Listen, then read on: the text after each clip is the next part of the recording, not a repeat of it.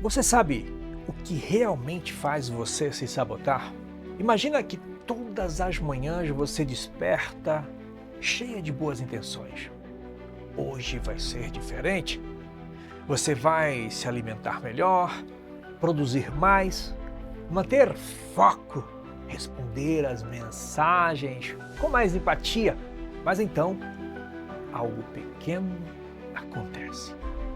Um atraso, uma crítica, uma mensagem que não vem e de repente toda a sua motivação se dissolve. Você se sente como estivesse presa em um ciclo invisível e incapaz de sair dele. E essa prisão, ela é construída por gatilhos emocionais. Fios ocultos que puxam você de volta para padrões automáticos de autossabotagem. Os nossos comportamentos mais destrutivos são respostas adaptativas, muitas vezes relacionadas a traumas emocionais do passado.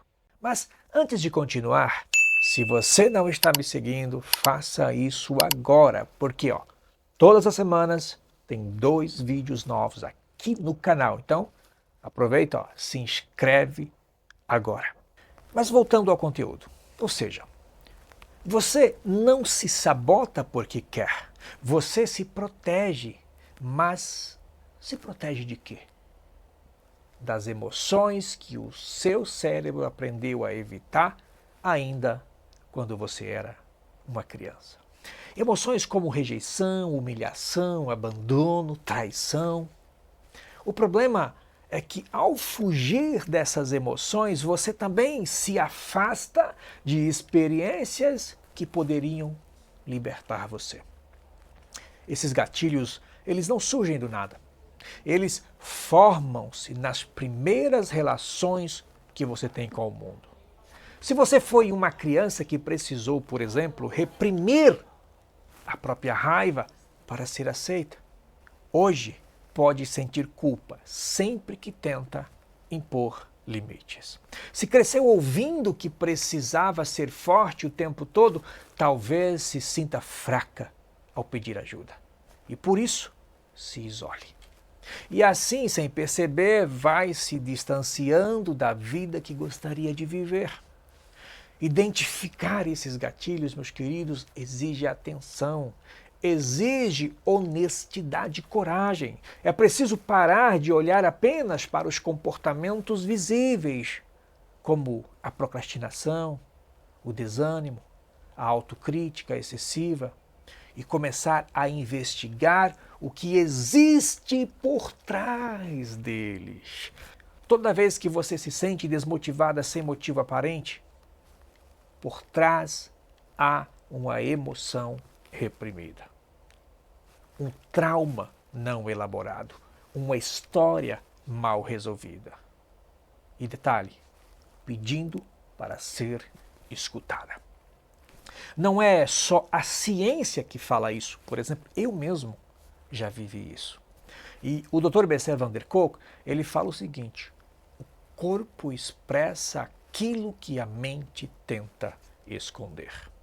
Ansiedade constante, obesidade por comer em excesso, cansaço persistente, explosões de raiva ou apatia, tudo isso são sinais que o sistema emocional está sobrecarregado, chamando por atenção. Chamando não, né, gente? Gritando por atenção. Mas em vez de você ouvir,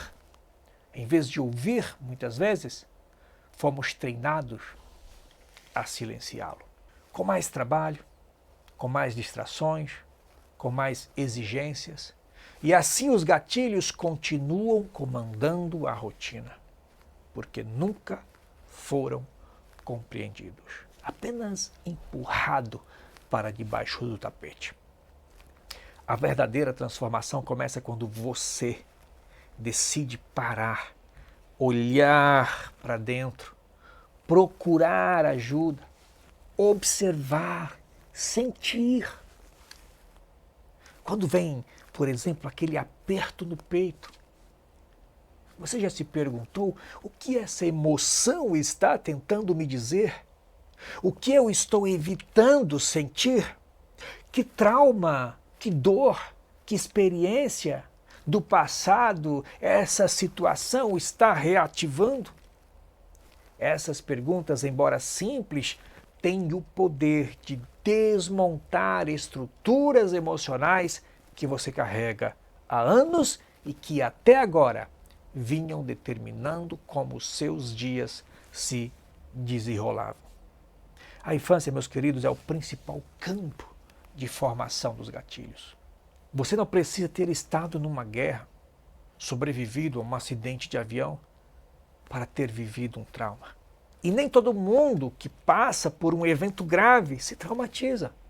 O Dr. Maté, ele explica que trauma não é o que aconteceu com você, mas o que aconteceu dentro de você como consequência do que aconteceu. Isso significa, por exemplo, que dois irmãos podem crescer na mesma casa, sob as mesmas condições externas e ainda assim desenvolver respostas emocionais completamente diferentes, dependendo de como cada um processou as suas experiências. Se você cresceu em um ambiente onde o amor era condicional, era amado quando se comportava bem, quando tirava boas notas, quando não incomodava, é provável que tenha desenvolvido o gatilho do não sou suficiente. E esse gatilho, ele pode surgir sempre que você tentar algo novo. Aí uma voz vai sussurrar. Você vai falhar. Você não merece. Você não consegue. Você não pode. Vão descobrir que você é uma farsa. Esse diálogo interno não é lógico. É emocional.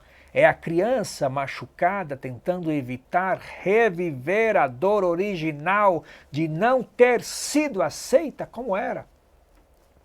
Outro gatilho frequente é o medo da rejeição. E ele se instala quando ainda criança. Quando você expressou tristeza ou raiva e foi punida ou ignorada por isso. O cérebro, ele aprendeu que sentir é perigoso. Na vida adulta, o resultado é o quê? A repressão emocional. Você evita conversas difíceis, se anula para manter a aprovação, e isso cansa, isso adoece, isso sabota. Os gatilhos também, eles se manifestam no corpo. O corpo, meu querido, armazena tudo aquilo que a mente tenta esquecer. Se você sente aperto no peito ao pedir ajuda ou se posicionar, talvez exista ali o eco de uma infância onde falar era arriscado, né? Se sente tensão constante ao tentar relaxar, talvez o seu corpo tenha aprendido que descansar não era permitido. Identificar esses gatilhos é como acender uma luz em um porão escuro. No início é desconfortável enxergar tanta bagunça, tantos fantasmas, mas com o tempo você percebe, esses gatilhos não são inimigos, são partes suas pedindo para serem vistas, compreendidas e acolhidas. O objetivo não é eliminar os gatilhos. Isso é impossível. O trabalho real é reconhecê-los quando surgem, é entender a sua origem e escolher uma resposta diferente da automática. A cura começa quando você começa a se permitir sentir, a ter compaixão, não rigidez, não cobrança, não autoajuda tóxica que exige resultados imediatos, mas na gentileza. Quando um gatilho aparece, em vez de julgar, diga: Isso está aqui de novo. Eu reconheço, eu compreendo. Nesse espaço de presença, o gatilho perde força. Porque você não foi ignorado, foi integrado. A autossabotagem não nasce de uma escolha consciente.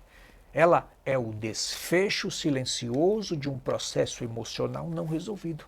Quando você diz a si mesma, eu não sou capaz, não vai dar certo, vou fracassar de novo, não está sendo realista. Você está revivendo um roteiro antigo. Um roteiro escrito por experiências de dor, de abandono e de repressão. E esses pensamentos, eles não refletem o presente. São fragmentos emocionais do passado atuando no agora. Os ciclos de autossabotagem são tentativas do corpo e da mente de se proteger.